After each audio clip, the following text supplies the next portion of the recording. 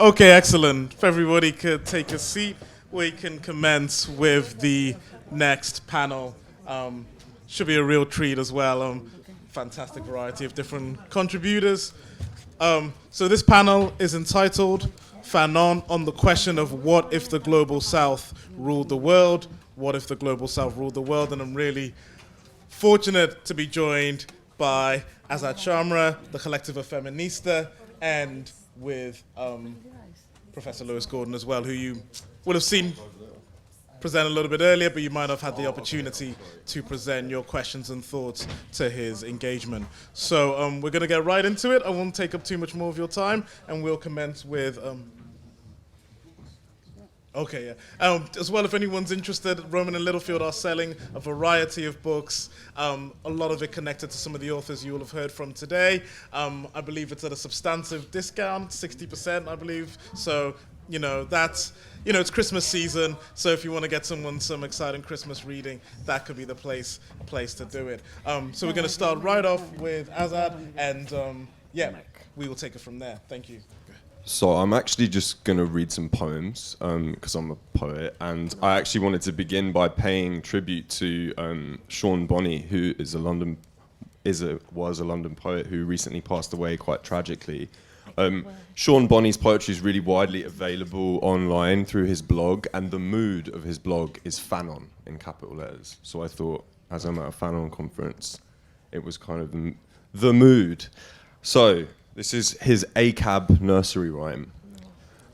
For I love you, say fuck the police. For the fires of heaven, say fuck the police. Don't say recruitment, don't say Trotsky, say fuck the police. For alarm clock, say fuck the police. For my morning commute, for electoral system, for endless solar winds, say fuck the police. Don't say I have lost understanding of my visions. Don't say that much maligned human faculty. Don't say suicided by society, say fuck the police. For the movement of the heavenly spheres, say fuck the police. For the moon's bright globe, for the fairy mab, say fuck the police. Don't say direct debit, don't say join the party. Say you are sleeping for the boss, and then say fuck the police.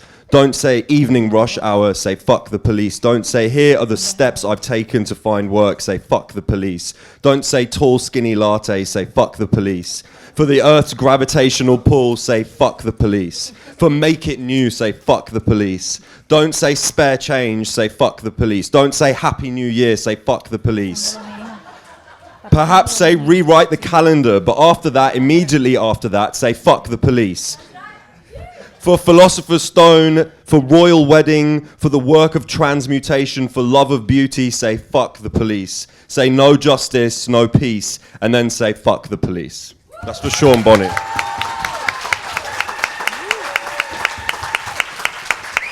Yeah, that was for Sean. I didn't really know Sean personally, but he was a poet who I think worked to decolonize what British poetry is about, taking it away from the Cambridge School and bringing it back onto the streets of London. And that's something that I, in my practice, and all of my other kind of poet comrades do. So yeah, thank you for your appreciation of that. I'm sure Sean is listening.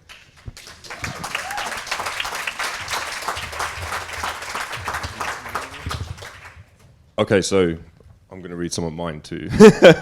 I'm going to read from my first collection, Against the Frame, which came out on Bark Press in 2017. I'm just going to read a bit from the end. I guess it kind of speaks to what Lara and Stephen were talking about earlier in the day and kind of decolonizing trauma. So yeah, this is about that. I resurfaced from the watercloth. My soul is with Lal Shabazz, looking at the turn of the tourniquet. My neck exposed in the grey water, halved over borders, quartered in quarantine, my black gaping eyes of mourning. The watercloth took me into a new neurology. I felt compressed and bathypelagic like an uncontrolled urban spread, forced into a point, lugging this burden of staying still with all the ways of knowing. This my era of discount at the gunpoint or the checkpoint. I'm the snot dripping from that child's nose, the tears that child can't feel down its face. I washed up as human contraband, greeted by hazmats on the sandbanks, left under tarpaulin at the mercy of your disinfectant sprays and orderly truncheons. I wore my hair proudly as a seashell necklace, swimming in endless, colourful coral. I swam across shores to find the pearl that will liberate me from this Ghusul's penance. The sea is so deep and majestic, swallowing us in admiration and fear. Take me to the bottomless depths of a person I wish to meet and to become. The waves crash onto the chalk and crash again and again and again into the loving torment you bring to me, drowning in your silence. My drowning nourishes your eyes, and in your passivity overflowing all passivity before the simulation, you ban my existence without an apology. Is a bomb or a ban more palatable? When we go to sleep at night, do our mattresses rise up hysterical and regurgitate the stillborn traumas of unlivable lives? In the bitumen for comfort, I was the baying hound, kept from a new moon. I long for but whine alone at the crescent's close, fugacious yet fecund. They call me maniacal for my lack of hyacinths and abuse of poppy nationalisms.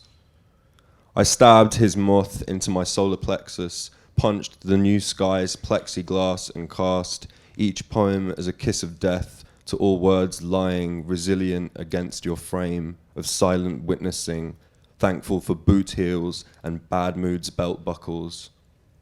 I shimmer in agony across the line, screaming through this bitten flesh. I saw you there in the pyrethroid hue with your back turned in blue verdure. Their insignia was cauterized in your smile, leaving your shoulder blades ruptured as the date palm flutters its thorny wail. I found mud and shrapnel to make you these maquettes, all prisoners to silicon tours, and there you stand with your pierced lips, gawking like slaughtered goats on Eid ul-Fitr.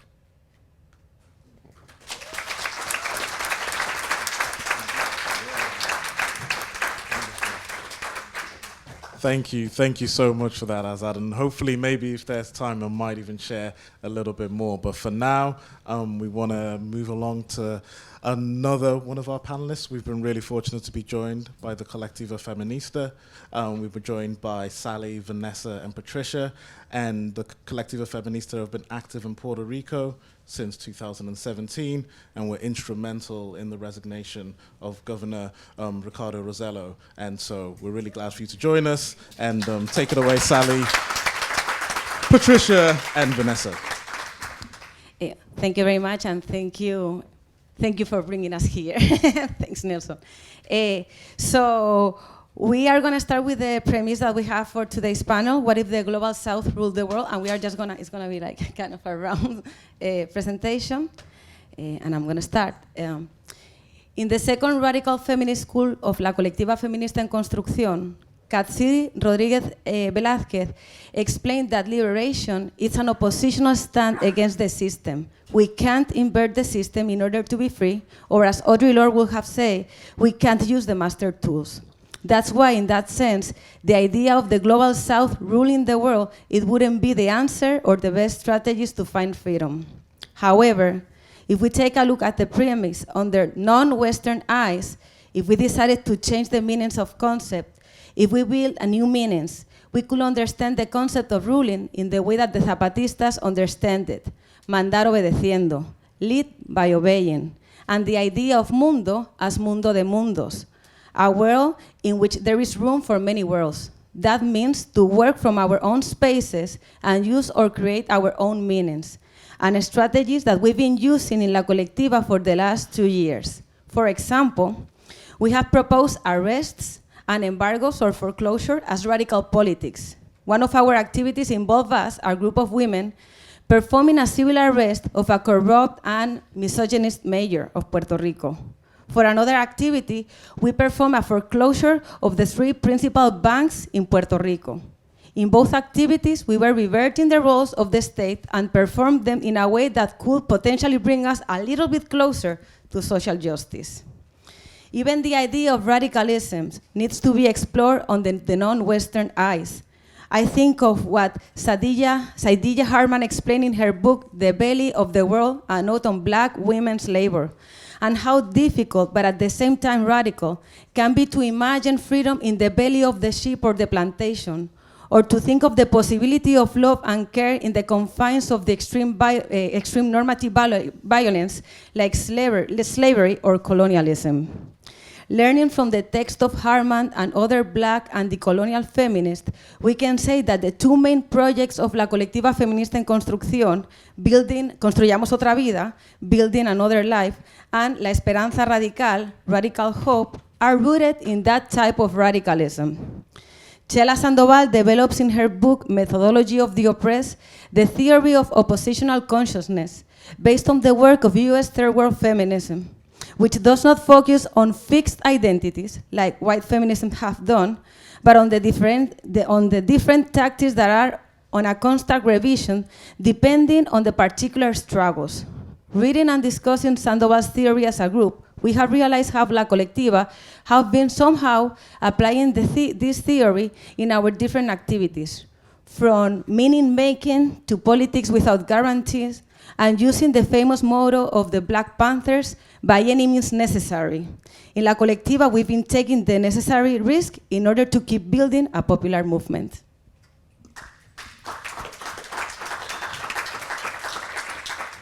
So, as the Zapatistas challenge concepts such as ruling and world in order to reformulate them, as my compañera Vanessa just mentioned, we at La Colectiva think it is also crucial to engage in this constant process of reconceptualization as well.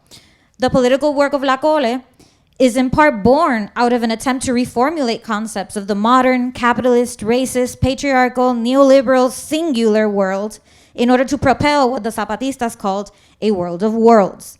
As we take on this challenge, it is key for us in the Cole to draw from Chela Sandoval's work regarding meaning making. The process of meaning making is born from the modern world's meanings and ideologies initially in an attempt to subvert and transcend that modern singular world, rupturing it and creating ideologies, worlds, and beings that embody plurality instead. Meaning is in a constant state of evolution, as is the subject who creates those meanings, as are the worlds the subject inhabits, and where the process of meaning making takes place. In other words, the reformulated world is conceptualized by the reformulated being. Our activism work is rooted in the meaning-making process as we attempt to occupy spaces that were not meant for us in order to transform those spaces. For the Plantón Feminista of November 2018, we embarked on the meaning-making journey. We drafted an executive order and we marched to Fortaleza, the governor's mansion, demanding that our former governor, Rosselló, sign it. We camped out in front of the mansion for 3 days. It took the Fortaleza 22 hours to send a representative to receive our executive order. And on the third day, November 25th, International Day of No More Violence Against Women, we were met with repression by the police. With the Plantón, we appropriated a strategy used by the state to impose public policy, the executive order, and we dislocated it. We transferred it from the grasp of the colonial and imperialist state to a new space, where it is in the grasp of a new subject, a collective subject, the subject who we believe must necessarily create these new meanings. This dislocation transformed the strategy into something else, something that bonds, something that builds bridges and changes the modern project. Bridges are a technology of decolonization, as Nelson Maldonado Torres mentions, and so they must be built in the process of meaning making. Bridges that will be built, as Gloria Anzaldúa said, al andar, or as the subject moves and acts.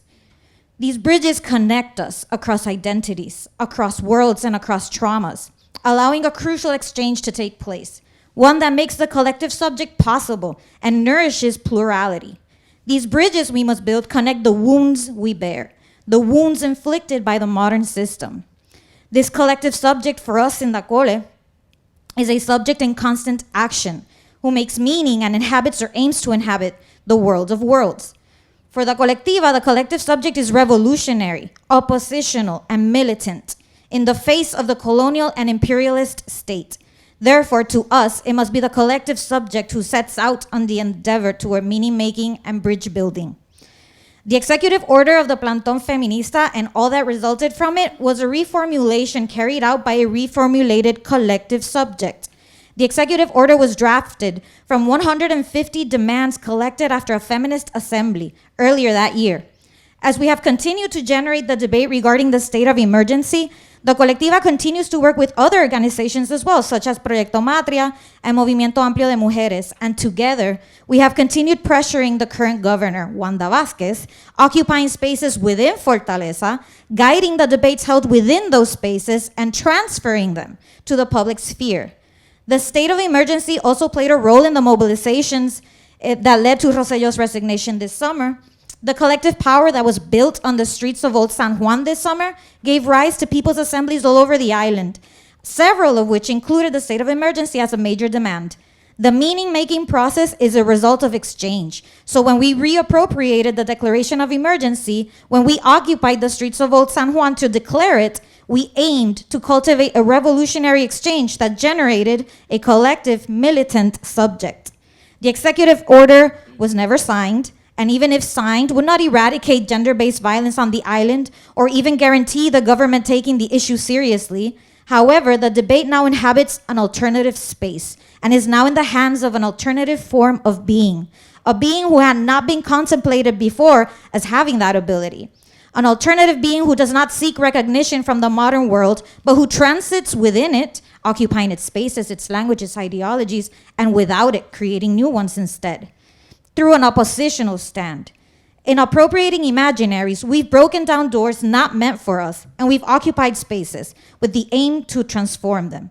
These new imaginaries of a Black decolonial feminist movement declaring a state of emergency, foreclosing the island's major banks, and arresting a town mayor for sexual harassment, they invoke the world that contains the lives we aim to build, the ones found at the other end of the bridges we built along the way.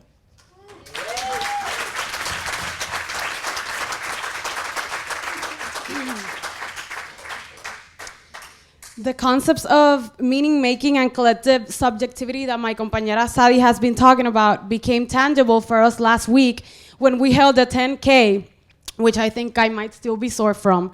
The 25th of November, again, International Day for the Elimination of Violence Against Women, that started in the Fiscal Board offices, a colonial entity imposed in Puerto Rico since 2016 by the US Senate, and ended in Fortaleza, the governor's mansion. I will also use this example to contextualize how we have applied the concepts of Maldonado Torres' the colonial love and Stuart Hall's politics without guarantee that we have studied in La Colectiva. The march was called Mujeres en Marcha Construyendo Otra Vida, or Women Walking, Building Another Life. And our main statement and reason for their route was to emphasize that the principal aggressor of women is the colonial and imperialist state with its austerity measures and racist, misogynist, homophobic politics. Several stops were coordinated along the trajectory of the march in which different groups of women joined us. Students, teachers, artists, religious women, mothers with their kids, union women, social workers. And it was in the stop where gender violence survivors joined us that we especially felt what Ansaldúa meant when she said that we are all wounded, but that we can connect through the wound that alienated us from others. And that when the wound forms a cicatriz, the scar can become a bridge, linking people who have been split apart. That stop of the march was literally on a bridge that connects the rest of the island to the old part of the capital. I think we will never forget what we felt when we entered that bridge with hundreds of women with fire torches because it was already dark, chanting, "Tranquila, hermana, aquí está tu manada," or "Don't worry, sister, we are your pack and we got your back." This is another example of reformulation of meaning created by feminist movements. The use of the word manada or pack refers to the case of gang rape that took place in Spain a few years ago that was scandalous because of the way the state and the media handled it.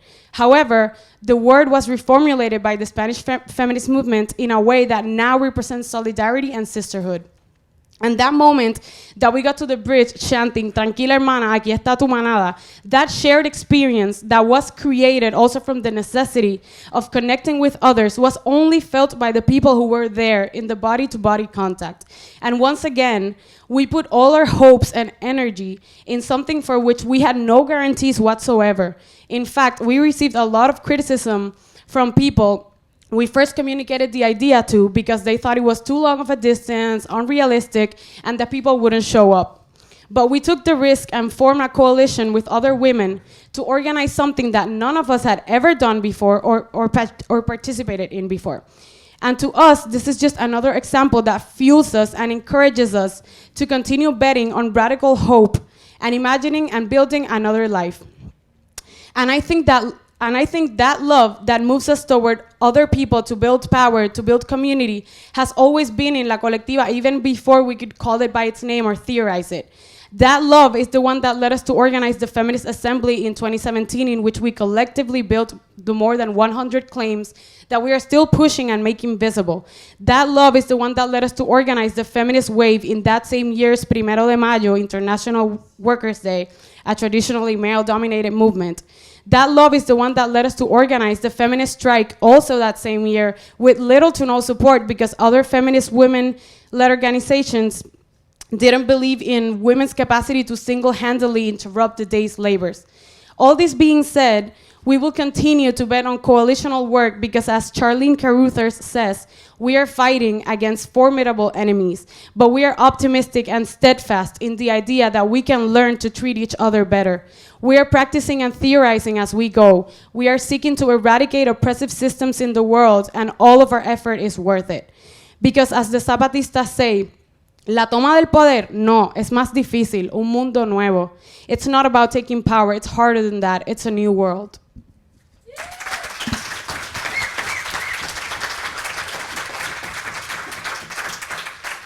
The Puerto Rican music group Calle 13 says in one of their songs, si quieres cambio verdadero, camina distinto. If you want real change, walk differently.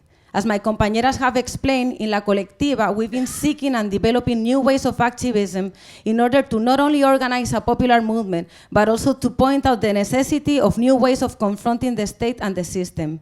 Since the origins of La Colectiva in 2014, we've been aware of the urgent necessity of finding new references. That's why our radical feminist school has become the cornerstone in our formation and activism. Learning from the Haitian Revolution to the Caribbean Black Power, the experiences of Grenada and Trinidad Tobago, or Martinique and Guadeloupe, among others, looking at the non-Hispanic Caribbean countries and their struggles, gave us not only perspective, but also helped us start thinking about how isolated we are in Puerto Rico from the rest of the Caribbean islands, and how leftist groups in Puerto Rico have somehow avoided to talk about racism. As a Black feminist political organization, we have confronted criticism on how we fight, which strategies we've used, and who we confront. That's why we have been developing lately the term of colonialidad de la lucha, the coloniality of the struggle, to name this constant criticism and sometimes attacks based on the imposition of revolutionary reference like the French or the Russian Revolution, the political theories, and the specific methods and tactics. Grounding our political work in Puerto Rico in the Puerto Rico of the 21st century and understanding ourselves as part of the global South has made us develop our own theories, methodologies, and meanings. As Amilcar Cabral explained, we need to return to the source as a collective, in our case, a Caribbean subject. Just as the Zapatistas build new meanings in order to build new societies, in La Colectiva we are creating new ways of coalitions, new forms of radicalism and activism, and different ways of love, hope, and liberation. Thank you.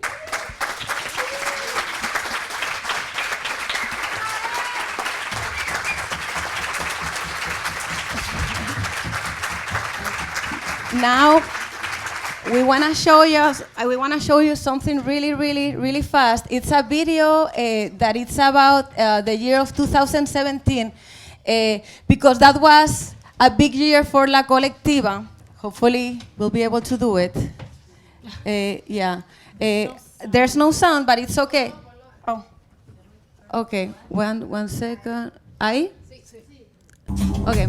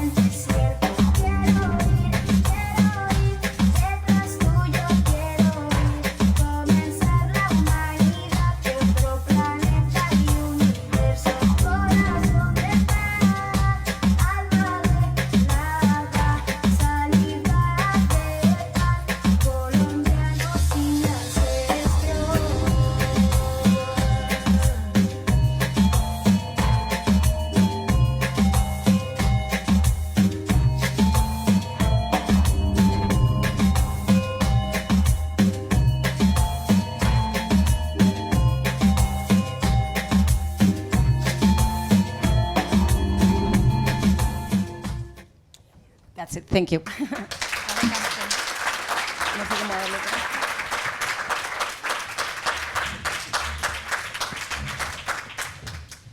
Wonderful, wonderful. Thank you, Patricia, Sally, Vanessa. If you could all take a seat.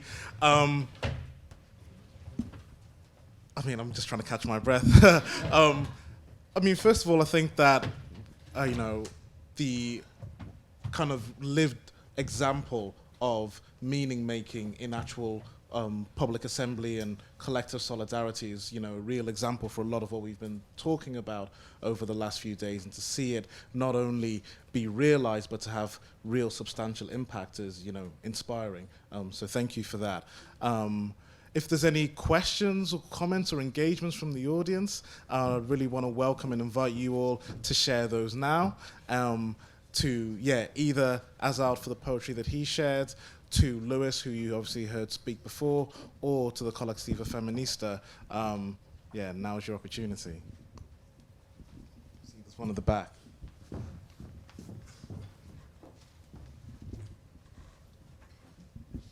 Hi, my name is Michael. I first must admit that I'm not an academic, so if my question seems stupid, I think we're in a safe space. My question, an anti-academic space. It's in the academy, but it's anti-academic. Trying to catch up to your book level, but anyway. I guess my question was to Lewis, because I thought your talk was fascinating. And when I look at what's happening in both Americas and also in Britain, the concept of the myth is very powerful. And I've spoken to a lot of my colleagues, my Anglo-Saxon colleagues, that believe in this myth of Great Britain, and it being Great Britain. And we're in 2019, going to go into 2020, and that myth is now questionable. And as a historian, as a philosopher, I would like to get your thoughts on what happens next when that myth the myth is shattered, essentially. What happens to the others, the groups and the others, but also what happens to the people that believed in it so much. Thanks.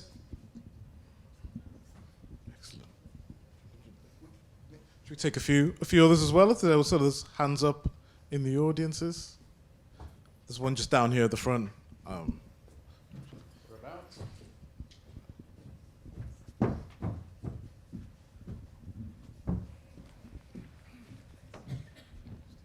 I just want to thank you, sisters, for doing so much amazing work. And I guess, for everyone who's ever been on the street and just tried to organize, could you just speak to how that happens?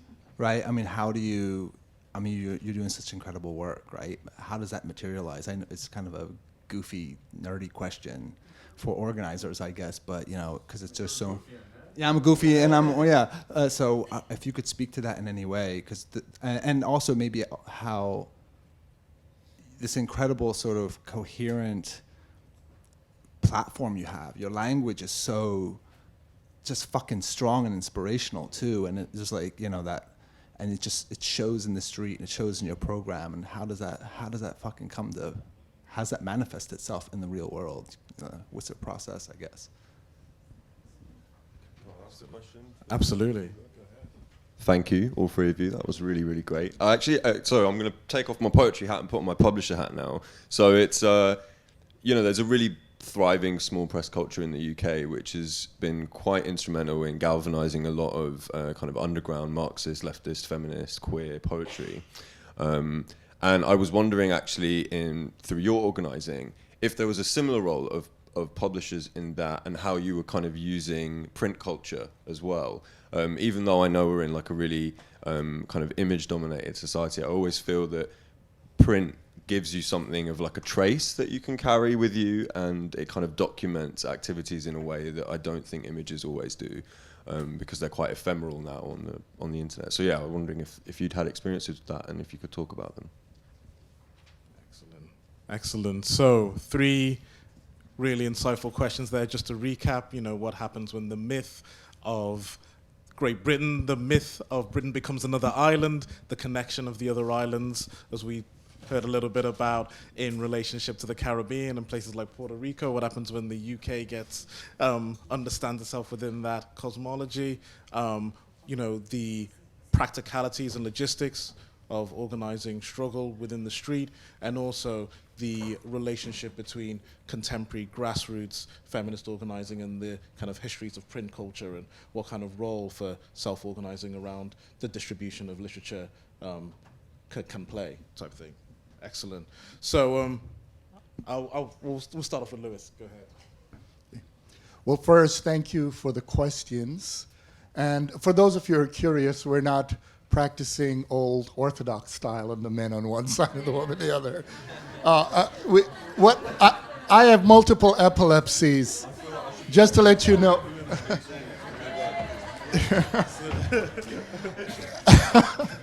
Just to let you know, I had to move away from the light because it's a strobe. And there are 39 kinds of epilepsy, and I have 5 of them, so I had to move over here. The first thing is, in my talk, I made a distinction between fiction and myth. And a lot of the Brexit stuff is about fiction and propaganda. But fiction often draws on myth. But the myth isn't actually Great Britain. The myth was the myth that created the notion of Great Britain in the first place, which is the fantasy of empire. And what the myth is connected to what I talked about this morning, which is the idea that human beings could create something that lasts forever. I mean, we're finite creatures. There's nothing we create that lasts forever. What we create are things that are meaningful and that can actually make life livable. And so the very idea that you can read, what's being manifested is a form of fear of possibility, fear of the future, but there's another element, which is that a lot of what is galvanizing the right wing across the globe is basically ressentiment. And the advantage with ressentiment is that you can get the immediate satisfaction not through building things, not through institutions, but the mere fact of harming another. A lot of people don't understand that in the United States, with all the failures of Trump, there's one thing that the supporters of him are forever grateful for, which is simply the election night. It was that moment in which their need to harm those whom they consider better than them was fulfilled. It's a similar thing in this country. It's not really about the separation from the European Union. It was the moment of the satisfaction of being able to harm those who actually exemplify the future of this society. And so once we understand that that is what that's about, we begin to understand that it's connected to something very different. You noticed this morning I talked about reality. Well, ressentiment is actually about trying to break away from reality. It's one of the reasons why I actually spoke positively about psychoanalysis. Because psychoanalysis is when we'll address the issue of having to break a mirror that doesn't give you the reflection you prefer. And if you think about it, what is happening globally from the right, from the fascists, are an effort to break the mirror that is saying back to those looking into it that they're not the entire story. Now, if we understand that, we also have to understand another part. You know, there is an advantage that fascism and many on the right have when it comes to the question of how to appear publicly, which is that because they're not depending on communication, they can get away with yelling the loudest. And if you think about it, if you're louder than others, it gives the illusion that there's more of you. If you look around the world globally, fascists are coming to power with fewer actual numbers. And that's one of the reasons why they have to use the resources of violence. Because ultimately, they're an anti-democratic effort. Now, if we connect it to, I just wanted to connect to, first, bravi, to connect it to what my colleagues on this panel were articulating, because I think it connects to the question about, and they could speak for themselves on it, but the number one issue, I think, is the fact that what you're doing is meaningful. And that's what ultimately the galvanizing question of myth is about. Because if it is meaningful, then one is able to invest oneself in the action instead of doing the following. There are many people, and you all know this, who have come and said, you know, there are certain things that need to be done.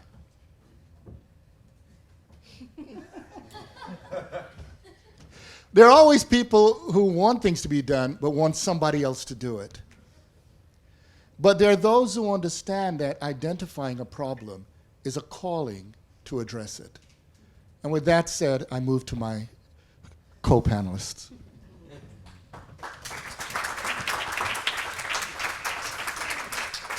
I would like to address a little bit the question about organizing. And first of all, we've been very serious when we say like there's nothing spontaneous.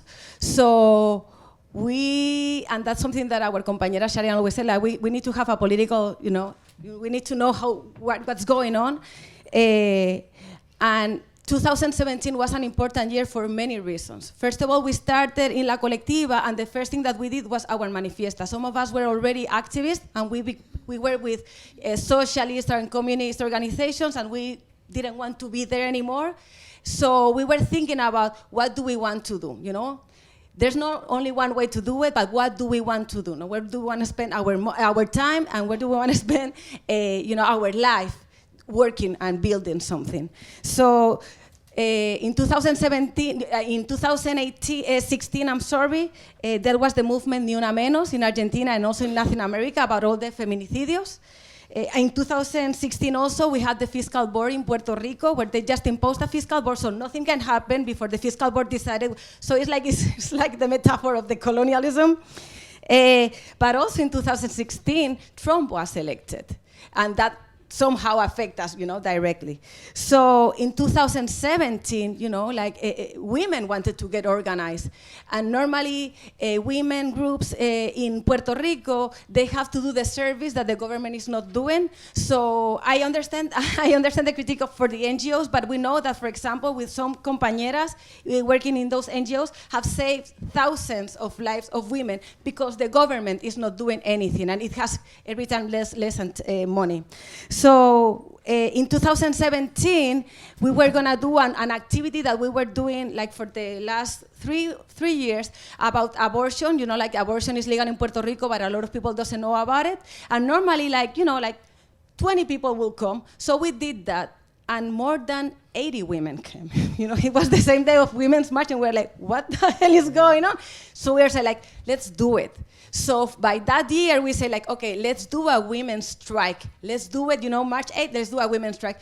And the first critics of that women's strike that we proposed, they were women's group. We are not able, what are you gonna organize? Socialist women were like, but what are your, in which what jobs are gonna be collapsed, and are you gonna open, or you're gonna close schools? You're not a worker, so you cannot stop the country. And we're like, we are doing it. So we took the main artery of San Juan from 6 a.m. to 8 a.m. And the whole country knew that we were on a women's strike.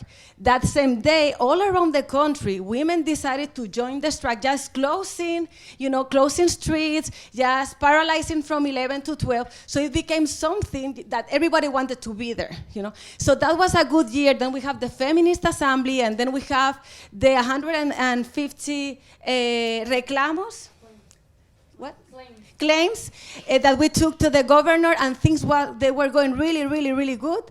But then we have Maria, so we kind of have to start all over. But people and women sensed that we could do it. So that 6 months that we have, and we almost die trying to have all that things going on, let us people know that we can do it. That people want to make changes, that things are getting worse every single time, and that women can be the political actor of those changes, because nobody cares. So there's, unions are getting fewer and fewer. So for us, when we talk about the revolutionary subject, we are talking about women, but women not as an essentialist idea, but women is like everybody who feels that, we are calling for women and everybody shows up, good, let's do it, but we need to be the political actors of the changes that we want in our country.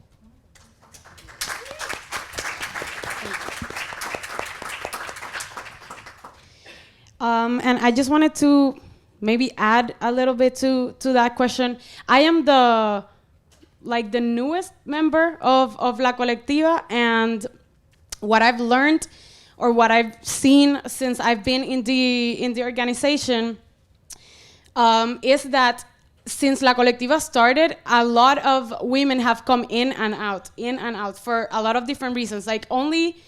Well, right now we're only 5, but there's always been this small core that has made has kept it running, but a lot of people had come in and out for many differences of strategies, ideas of how to run the organization, but the people that have stayed being the core after all these misunderstandings, even fights that have happened, have made that the people who us that are now the core have a more clear direction of where we want to point our cannons at, or where we want to walk towards.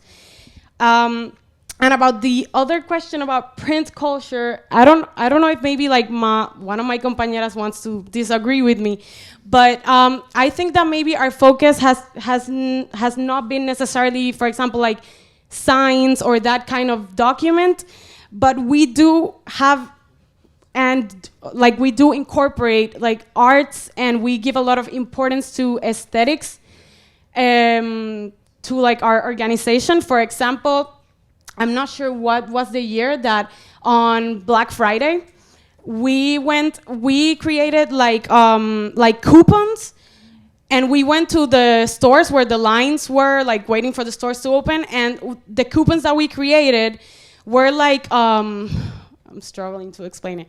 The things that were starting to be privatized, the schools, the hospitals, the roads.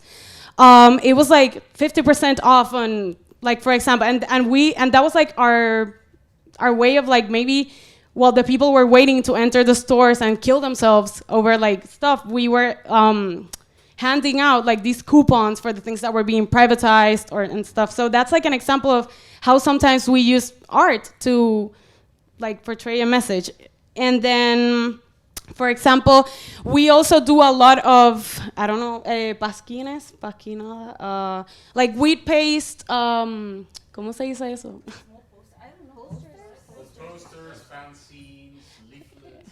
But the ones that you stick on the streets, we do a lot of that, with our messages, or when we're gonna have activities. So we also do that. We also have we try to keep the same aesthetic, about repeated elements in our art, the colors, the style, because we want that when somebody sees something of ours, they immediately know, okay, that's La Colectivas. And in the same way, kind of related, we also have pushed maybe our shirts, the purple shirts. In Puerto Rico, everybody knows when you see these shirts in the protests and stuff, you know that it's La Colectivas. And the cool part is that not only us, the 5 of us, wear them, since hundreds of people have them. So it's that's a way of, I don't know, maybe showing all the people that also support our organization or our movement or our claims. So yeah, I think that's what I wanted to say. Yeah.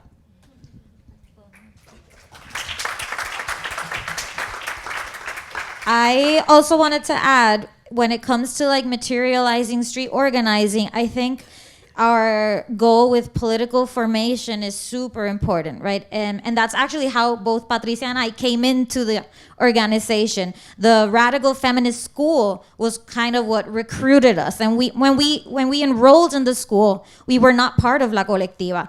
I had gone to some of the activities. I've definitely followed them on Instagram. I followed the organization, the Instagram page, and I joined because I saw that they were going to hold this school, and I enrolled, and that sort of like exposed us to this world that maybe, like, obviously we had felt it, but we didn't necessarily could verbalize or like make sense of it logically, right? We couldn't really articulate all of the different layers of this world that we had lived, that our bodies had experienced. And so the radical feminist school sort of gave us, or it opened our eyes, and it gave us the words to articulate a lot of the stuff that, I mean, everything we've been living forever, right? We're all from, I've lived in Puerto Rico my whole entire life. So I think political formation, definitely, I mean, we've done 4 schools, right? We've done 4 schools, and it's definitely, we do 2 schools per year, and it's definitely like one of one of our biggest projects, and one of them our most important projects, I feel like. And so political formation is super important. Also, something else in regards to political formation, we call it the Feminist Spring, right? We did a series of panales, and we called it panales because panales, beehive, right? So we called it because of the spring, right?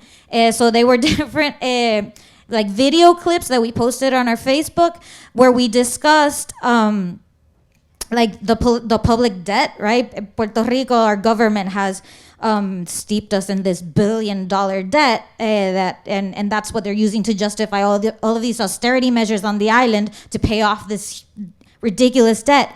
And so we did a series of panales where we discussed how the debt affects race on the island, how the debt affects health on the island, how the debt affects education on the island, how it affects housing. And so that, I think, is also very important, an important part of our political formation and putting that message out there and forming politically others, other people, and exposing them to all of these layers.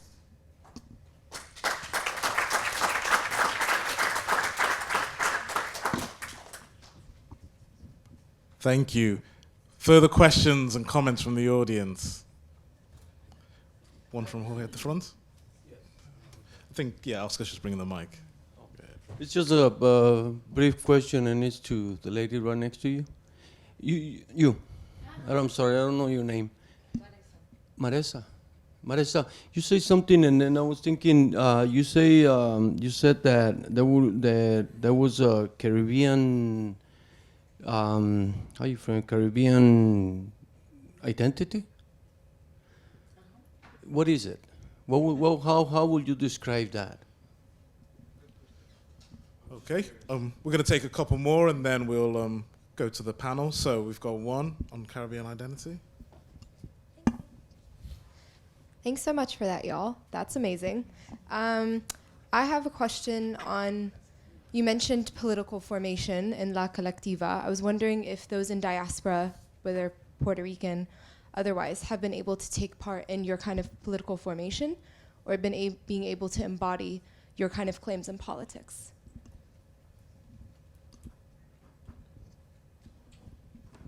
And then one further one just at the back there. I have a question for the poet.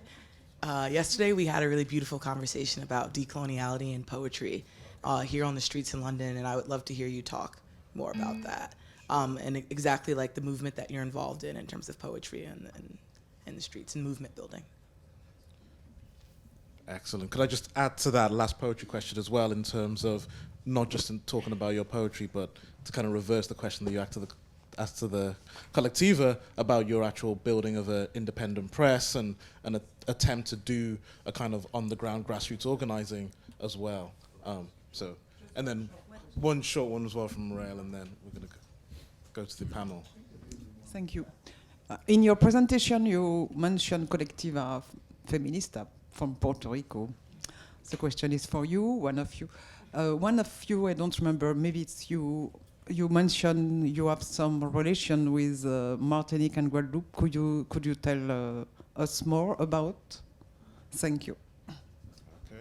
Okay, so we'll hopefully get one more round of questions in after this, but for now, we will take that to the audience and to the panel, and you can respond to the audience. Okay, so decolonizing British poetry. Yeah. Okay, I'm going to pull no punches here. The Cambridge school has dominated what we consider as the British avant-garde probably since the 60s, and there is a group of predominantly white men who are privately educated in Cambridge who have a really strong lineage that goes all the way down to Sussex. So I noticed this when I was a student at Sussex between 2011 and 2014, and it was very rare that I saw another poet of colour on lineups. That's not to say that the Cambridge school and their kind of lineage in British avant-garde poetry is like immune to having discussions about race. I just don't think that they're having honest ones. So, for example, there's the Race, Poetry and Poetics UK Commission, which is a research body as well as a conference organiser. They're kind of headed up by Nisha Amaya, who is an incredible poet and whose work I really strongly recommend to you. But yeah, so I and my friend Kashif Sharma Patel, we're not related, we just share a surname, it's quite cute. And real talk. And it's like, so we set up a publishing house called the 87 Press. The 87 is my door number, and I wanted it to be like a kind of community home for all the lost vagabond poets who couldn't get published by mainstream presses. And the reason of this is, I mean, just go and look at the Forward Prize this year, right? Every single poet on that list, I don't care what race, ethnicity or sexuality they are represented by a big 5 publishing house. All the money in publishing is like any capitalist industry. It is kept at the top. These writers don't really get a fair contract. They don't get circulation of capital around that. So how are you meant to build a radical avant-garde? And that's kind of what the Forward Prize claims, right? They're forward-looking. This is the aesthetics of the future. Is it fuck?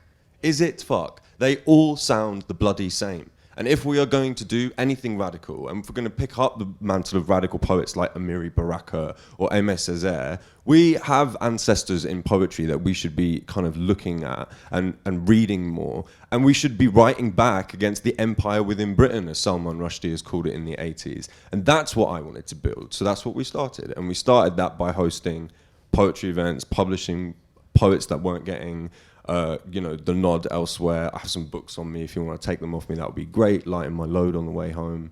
And the thing about events is that, I'm going to blow our own horn here a bit. They're the best attended poetry events in London. We have like 60 to 80 people crammed in a pub once a month, and people are going wild, getting pissed, having fun.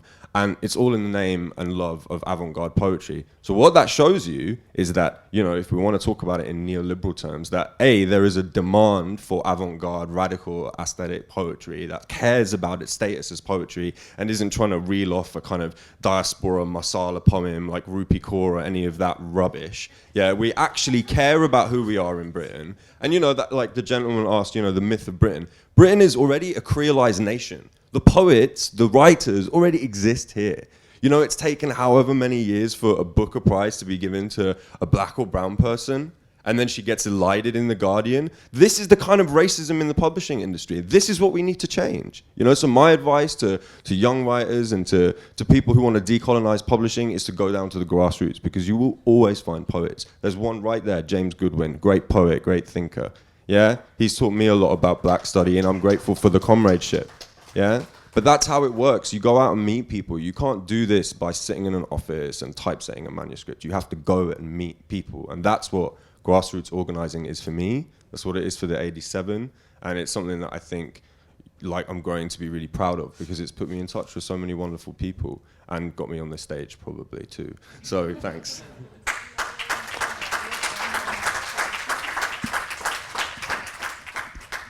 I sort of wanted to talk about the diaspora and political formation. It's definitely, the schools are presenciales. We have them in a space, right? And it's a limited space, but it definitely has been growing. And I know, and this past school we finished, November 9th was like our last class. I know exciting things are to come. So I know it will continue evolving. But for the moment, we haven't video recorded our courses or anything like that to connect with the diaspora. Although obviously we do we understand, we know the importance of establishing these networks of solidarity, and definitely the diaspora is essential. I mean, all of us have someone in the diaspora. All of us do. We all have a family member, a brother, a sister. So we definitely know that the diaspora is definitely a network that is there already, and we need to nourish and cultivate. And with the hurricane, with Maria, when the Colectiva took over, we occupied this space in Rio Piedras, in San Juan, in the capital. The diaspora also played a huge role in what we were trying to do. Yeah? We were trying to gather materials in order to distribute them because of the urgency. I mean, people were literally, there was no food, there was no water. And the diaspora definitely, they came forward, they stepped up, for sure. And they played a huge role in the recovery of Hurricane Maria. But yeah, and also obviously when we try to travel, and we also do the feminist campamento camp. It's like a summer camp. And this year we had someone who came in. I mean, during the summer, a lot of people come home for the summer. So, and that's also been a space where people from the diaspora are able to come to our activities and are able to participate of our political formation. So I think that's. Well, really, really fast about the. So when we talk about the Caribbean identity, is because in Puerto Rico, when people talk about Puerto Rico, it's either Puerto Rico or our relationship with the United States. We don't really have very much relationships with the rest of the Caribbean area. So when we have this T-shirt, and we say about Caribeña, is because Puerto Rico is rooted in the Caribbean area, and our histories and our politics are pretty much, they are not the same, but we have a lot of things in common with the Caribbean area, but we don't know anything about the Caribbean area, because the only time that we talk about the Caribbean is when we have immigrants from the Dominican Republic, and then we have to deal with a lot of xenophobia, or when we talk about Cuba, and that's the one that we cannot name. So what about the rest, the non-Hispanic Caribbean area, and what about the relationship that we need to start doing with all those countries? So there's no one identity, there's no one Caribbean identity. But just talking about Puerto Rico being Caribe, being part of the Caribe, it's something that nobody's talking about. And when we think about those references, people are talking about Mexico, or look what happened in Spain, or look what happened in the United States, and that's cool. But what is going on in the rest of the Caribbean? And that's where I would like to address the Martinique and Guadeloupe. Nobody in 2000, when was it, 2010? Was it 2000? No, 2009. There was this major strike in Martinique and Guadeloupe where they closed everything. And even, like the police from France went there. Nobody was talking about that. In Puerto Rico, there wasn't on the news. We know what's going on, in Occupy Wall Street. We know about Podemos in Spain, but nobody talked about Martinique and Guadeloupe. And I remember learning from Martinique and Guadeloupe during student strike that we brought Jarimir, and I was organizing one of the entrance of the university because we have the police and things like that. And, this compañera from Puerto Rico, she says, you know what? Let's do like a panel because we are here gathering together. And then she started talking about Martinique and Guadeloupe and all those claims and how it was organized. And when we decided, we were thinking about that. So when we formed La Colectiva in 2017, what we did for May Day is we organized during our feminist spring claims based on Martinique and Guadeloupe, thinking we are going to do exactly the same. General strike, we are going to take our claims, what do we need in order to build another Puerto Rico, to have a better conditions. And nobody really listened to us, but we were really organizing it and thinking about the experience of Martinique and Guadeloupe because they are French colonies, and the idea of just looking at the Caribbean. That's when we talk about new references, it's because we need to be rooted in the Caribbean area. It's not about the United States and Puerto Rico only. It's we are part of the Caribbean area. There's so many identities in the Caribbean area, but when we talk about Puerto Rico, there's not that many people that think about the Caribbean. We talk about Puerto Rico, and in the United States, and of course because of our diaspora, it's because our families are separated.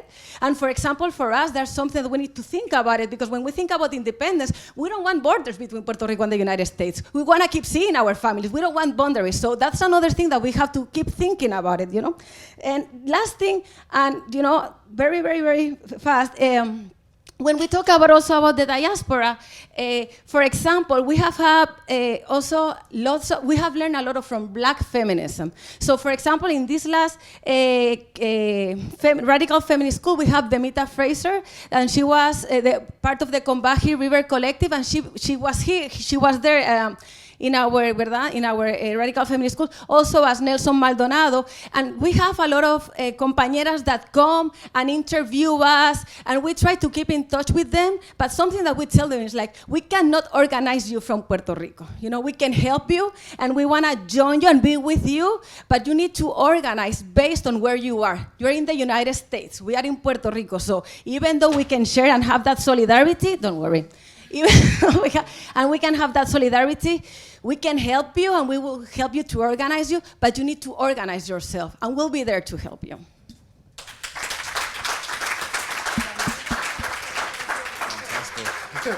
I just wanted to kind of add on to what you're talking about organizing, and I was thinking a lot about kind of the question about print culture, what you guys are doing with your activism, how much that's kind of really moved me and inspired me and given me more of an edge with what we're doing here through publishing, and I hope that kind of spills over into literally the streets, and we start just shouting poetry at people, because what you're talking about, and we've talked about it a lot here, the weaponization of theory, the idea of this kind of violent language needn't be something that kind of makes people scared, and I say that because I have been scared of using that kind of language, but we're at quite a crucial juncture in the world. So having these connections is really important, and it's also worth, mentioning someone like Isabel Hofmeyr, who's been tracing old print technologies and cultures around the Indian Ocean and the movements of trade around there prior to colonialism, which allowed the free movement and free creolization of identities and cultures and kind of, the free trade through bartering rather than relying on kind of the spread of capital. I'm not suggesting that we need to idolize the past and return to that, but I think that, what we share is that we have a meaningful act. We are trying to change something, whether it's in Puerto Rico and you are literally bringing down your governor, or whether it's me and our small way trying to democratize and decolonize publishing. These are things that are going to bring people together across nations from diaspora to here. And having these spaces is really, really important. So we should just kind of all give ourselves a round of applause for being here, in my opinion, because I think it's really, really important that we have this space. Okay, we have just enough time for a final round of questions. So I can see I've got one at the back there. Or we'll start off there. So if we start off there, just next to Letitia. Thank you very much for everything that you just said. And I just wanted to tell you that I totally feel you, how you get with all this energy saying, about the Caribbean identity and how this is so important for us. And I'm from Brazil, and there is a saying that it's we are backwards to Latin America. And we Brazilians, of course, not all of us, but the majority don't refer ourselves as Latin Americans. And I think that this is so important, because once we go out, once we start out diaspora, once we start to talk about our reality, we are not seen as anything but Latins. And this has a very deep root in our indigenous culture. And in Brazil, it's so fucked up, because we were one of the last countries to abolish slavery. And nowadays, thanks to the black movement, nowadays people only refer themselves either as white or black, but no one refers themselves as indigenous. And in the first time of history, of course, no government have ever give any shit about the indigenous people in our country, but no other government has been set a genocide agenda as Bolsonaro has started now. So I think that it's so important what you're doing this, and I'm so glad that you're a woman and you're sitting there, and giving all this strong talks and strong, and I also was talking with her. I don't think that hope is the best word. I think that belief is the best word, because when you believe, you keep acting and you're not giving up. Although hope still makes the same sense, and I don't want to start with this naming thing. I don't believe in this, although I know it's important and everything. But I believe that all your work is very, very impressive, and I'm very glad to see you there. Thank you very much. Thank you. I think I saw one. Was there another question there? Yep. Just in the middle row. Gentleman in the green.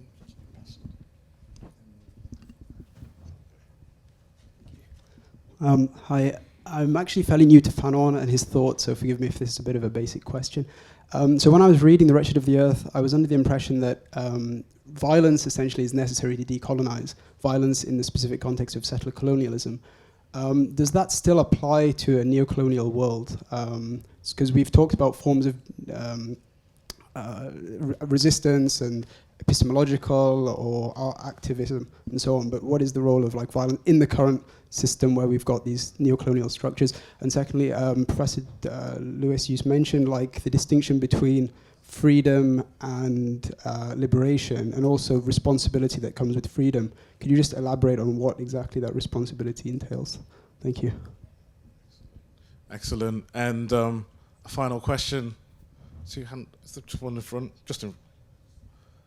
We'll take both of them, in fact. So. Go on. Mine's very quick. Yeah. This is really for Lewis, but also I'd be really interested because the track you played on your video, that I don't know what that was, but it was so good. Can we talk about music a little bit as well? Just, I would love to hear what the significance of it to all of your work, you know, including Azad. Yeah, especially with poetry, it'd be wonderful. And then was essentially the exact same question I was going to ask. When you looked at the tune, is it available and how did you choose it? Okay, excellent. So perfect synergy there with the closing questions. Yeah, wonderful. Excellent harmony, in fact, I'd rather say. So yeah, closing responses and thoughts from everyone on the panel. Who wants to go first? Okay, I'm gonna. I guess there always needs to be a little bit of authoritarianism in here. I will go first, and I will, invite. Okay. Oh, okay. Well, just something that you said, you know, like when you were talking about how in Brazil you look as either blacks or whites, I just want to point you something. In the census, you know, of 2000 in Puerto Rico, it showed up that people said that 80% of the Puerto Rican population were whites, okay?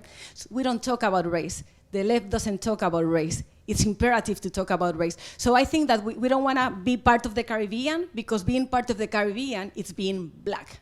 You know, so studying, you know, the Caribbean black, you know, black power is important for us because we are there and we've been part of that. And we have nationalist leaders and political prisoners that knew, you know, like here we went to Claudia Jones Tombs, and the thing is that Lolita Lebron, you know, one of our political prisoners, she was in jail with Claudia Jones. So there has been, you know, those I don't know, boundaries, you know, and those bridges. But I mean, for most of the population, we are not Caribbean because we don't want to be black. And we showed that, you know, in the census of 2000.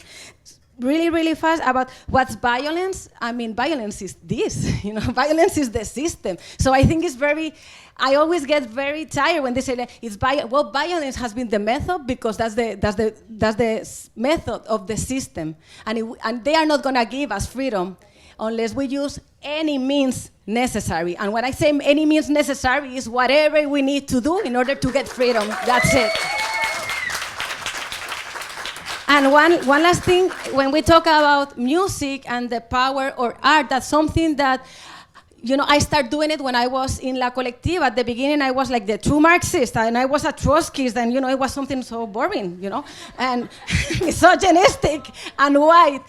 And, you know, for La Colectiva, just learning how to play las pleneras, you know, the drums. And in 2017, when we did the La Marea Feminista, and it was during May Day, we already made like 2 amazing activities in 2017. But for May Day, No one called us. Nobody wants to march with La Colectiva. So in our spring, in our feminist spring, we organized like a huge group of 60 pleneras, and we marched with almost 1,000 women just chanting and singing and having all these things that normally, unions doesn't want to do. And we took over May Day. So art was helping us in order to create another aesthetic for the struggle, for the fight. It's not for you to enjoy it, but it's for you to join the struggle. So art has become a very important weapon for us in order to mobilize, organize, and just to say use any means necessary in order to be on the street with us to gain and have a better Puerto Rico for us. Yeah. You're a very hard act to follow sometimes, you three. You know that, real talk. Where am I going to begin? So, violence, let's start there. I think that for Sean Bonney, that poem that I read is just one example of kind of very aggressive poems. Poems that Keston Sutherland, one of my old professors, described as, poetics of hatred. Like to hate the system that you're living in, right? So, if we're going to weaponize poetry, what that means is that poetry needs to shout in your face, and not your face, but like Boris Johnson's face and all these other pricks' faces. We need to shout at them because they keep shouting louder than us at the moment. We have to raise our voices, and poetry for me, as a kind of performative speech act, which performs also on the page, is about bringing that kind of juncture together where we can weaponize it, can become like a kind of weapon that we use. But the other thing is that Fanon also talked about revolutionary violence in the context of kind of like having this cleansing effect. And I think with how messed up the climate is at the moment, we need to start thinking about taking the cleansing aspect quite seriously, the healing aspect. There's a lot of broken people and broken communities in this world. And as revolutionary thinkers, as people sitting here, we need to be thinking about what we can do out there to help them and how we're going to reach them. Art, activism, these are one ways, but there's a whole host of things that have been, a whole host of actions that have been neoliberalized and seized from us that we need to take back for the people. I'm thinking about human rights. Of course, I'm thinking about justice. Of course, I'm thinking about these big things, these big institutions that have actually been colonized and seized from the people. But we need to assert our democracy and our democratic status as people of this planet, because what climate change is teaching us is that we are all connected. This world really, in the kind of, when the big wave comes, it's not going to have respect for national boundaries and, trade agreements and all this shit. Yeah, so if we want to clean up this planet, we need to do that somehow. And I think that focusing on the cleansing aspect of Fanon may be, I'm not sure, Lewis is probably going to have more and better things to say about that, but as also a relatively new and fresh off the boat reader of Fanon, I'm going to go with that. Music. Fuck, man, that's so hard to. You know what? I'm gonna do an Ash and talk about grime because it's like being a Londoner. It's like the quintessential London sound, right? But here's a few things we can learn from grime. Firstly, it is punk because it's do it yourself. It's the police are trying to police carnival clubs, etc. I mean, going to Fabric is like going to a flipping JFK airport now. It's ridiculous. Yeah, what is this policing our culture? But if you go to carnival, that's where the real freedom is, right? Grime was from the streets. It was our poetics. Yeah, it was a poetics of aggression, hating the system, and yeah, sure, like all music, when it gets mainstream and commercialized, it sells out. But if you listen to some of the old stuff, it's pretty punk, right? And it's pretty anti-system. So we can kind of go with that. And it's the sound system is the system we need to take into the streets to kind of congregate around, like you were doing in Puerto Rico. And that's what we need to do. I think our sound needs to go out of the club. I don't think club politics, club culture is revolutionary anymore. I think these are corporatized spaces, yeah, with brands and alcohol being thrown at you. That's not going to be the revolution. The revolution has to be moved out of that space. So we need to find a way where those spaces can be opened up to include more kind of, I don't know, like underground music at the moment. And we need to bring grime back to that kind of root, that kind of energy of anger, actually. Because we don't know what's going to happen next week, huh? We have hope right now, but let's be real. If we lose this election, the anger, the disappointment we feel needs to change into something that we can take out there with us, because we really are at a juncture in the UK at the moment. You know, this is our health, this is our lives, this is our elderly, our disabled, everybody, every section of this society is under threat from this government. So we need to take that seriously, because there is the chance that we may not win. And I think music, art, activism is going to be the only weapons we have left in that case. I got a mic. I want to hear from, don't think you've escaped as well, Patricia and Sally, so I want to hear a little bit of music from them. But yes, Lewis, go. Well, thank you all for those questions. I think that they're a lot of times people in a very perfunctory way say thank you for questions, but they're questions that actually address the exemplification of this panel.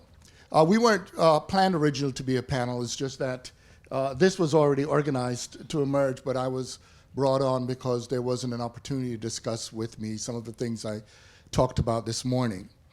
What I'm gonna say is really connected to simultaneously your questions and also thoughts from the wonderful presentations I just heard. Okay, the first thing is the question that comes back to the Caribbean.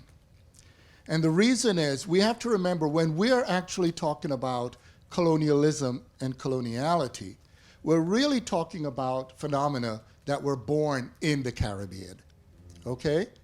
And so, and this is very crucial. The Caribbean has been the laboratory for what was globalized all the way through to New Zealand, Australia, and all the way north in terms of what has happened in Canada.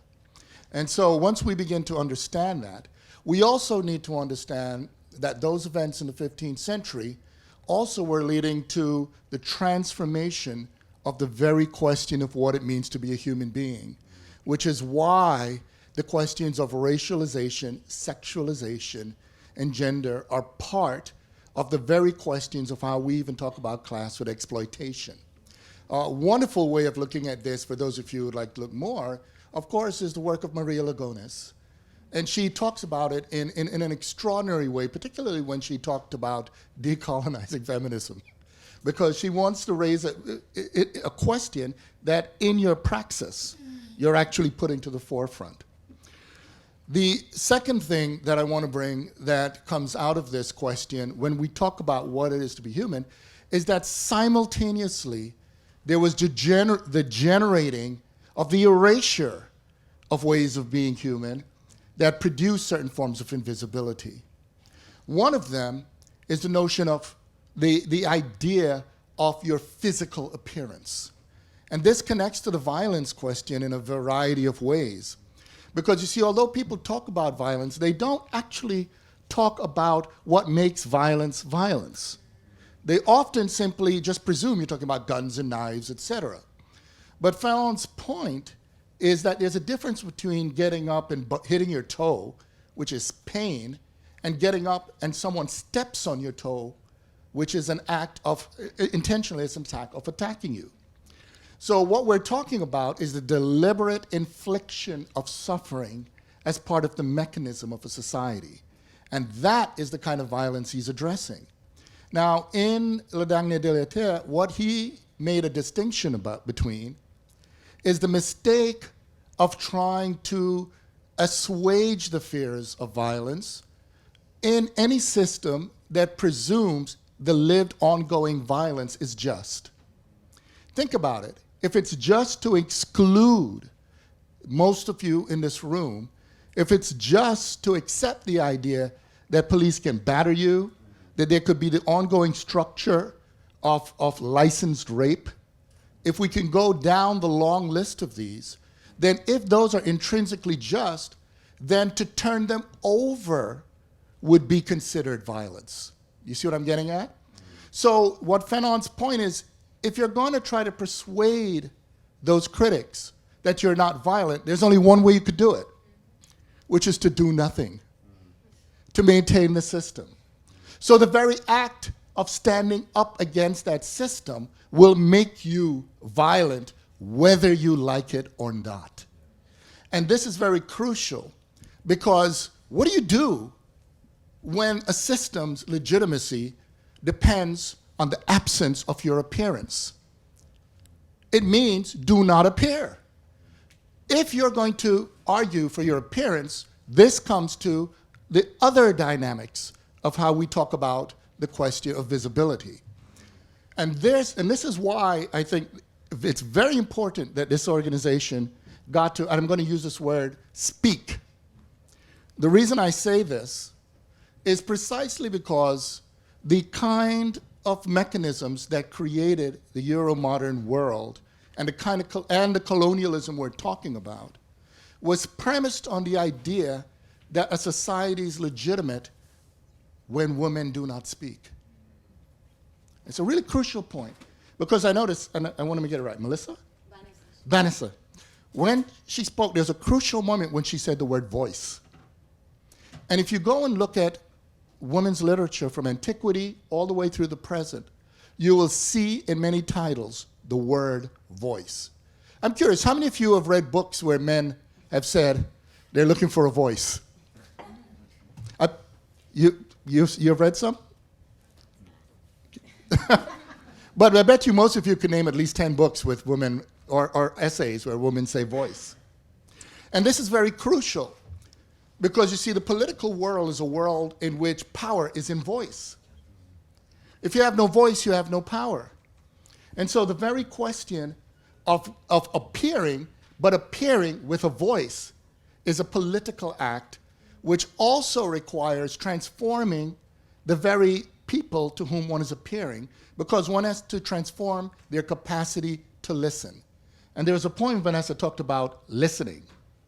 Now, the thing that's crucial here is that there's another element, and we brought up the question of indigenous people, and this has been a subtext of this meeting, because there's a presupposition in what has been imposed to create that form of coloniality and colonialism, the idea that indigenous people belong one place, and that is the past. And so once one begins to articulate the idea of having a future, because think about it, if the whole idea of only the settler has a future, then that means that anything the settler does in the present becomes legitimate. And so, if you're going to build the question of a future, you're also transforming the legitimacy of the present. So you could see the paradox here. You're fighting now, but it's through the question of what you're building that is going to create this question of legitimacy, but not legitimacy in the form of recognition, because it's legitimacy for those to come. Once we begin to see this, we come to the next element, which is very crucial.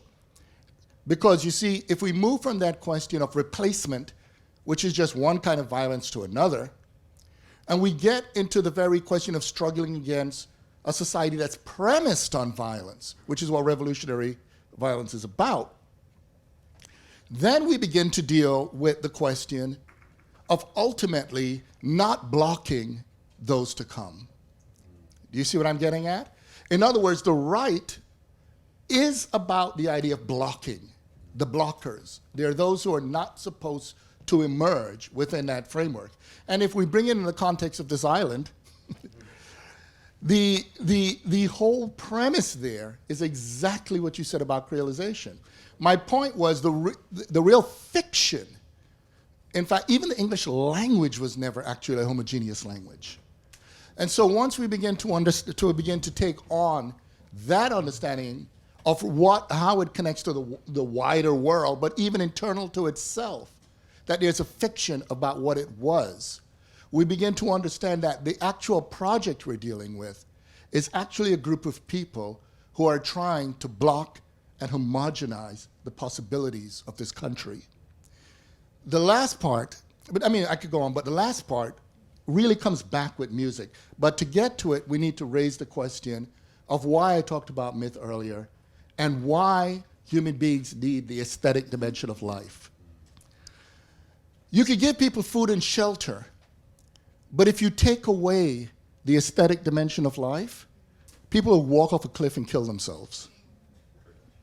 In other words, we can't live in a valueless world. And this starts from the moment we were conceived. Because you see, when we were conceived, we're in a world of tactility. We're in the world of the erotic, the intimate, the touching. But of course, when you hear the heartbeat, you're now entering a different world.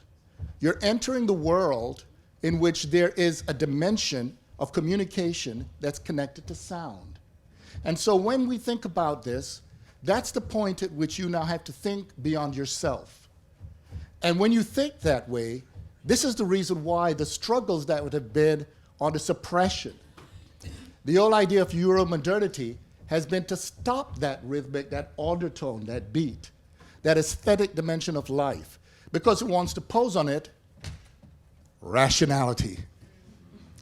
But that rationality has a problem with it, because if it were to make itself so consistent, it writes out life. So the thing to remember is that once you realize that this is not simply about struggle, it's a struggle for life. Life has dimensions of music, the beauty of each other and touch, food. A struggle for life needs to be a living struggle. And I think the beauty of what we saw in the presenters on not only this panel, but over the past few days, right, yesterday and today, is remembering that decolonization doesn't mean shit if it erases life. And if we understand that, it means a living struggle has to have within it its dimensions that say and exemplify and live what it means to shift away from the suppression of life and bring out the understanding of what it is to have a form of passion and reasonability, which is different from rationality. One of the problems we've had, and this is a very important problem, has been, and we don't realize it, an effort to conquer reasonability with rationality. The thing about reasonability, and if you look at many languages, reasonability is actually put in the form of the feminine. Because rationality is actually the logic of him trying to control her. However, there is something radical about the very idea of being willing to be open. And in fact, when I talked this morning, I talked about queer beyond the question of the sexual. But the element of the erotic is this. In a world of imposed patriarchal hypermasculinity, the greatest fear is to be entered. And the idea of opening oneself to the possibility of being entered by others also has the viscosic, visceral element of what democratic life is actually about. Privatization, like privation, is to close off the possibility of the connectedness. But this moment of the orgasmic, beautiful, passionate living with others is also an affirmation of struggling for the right to live. And for that, I say thank you for enabling us to conclude with the exemplification of that spirit.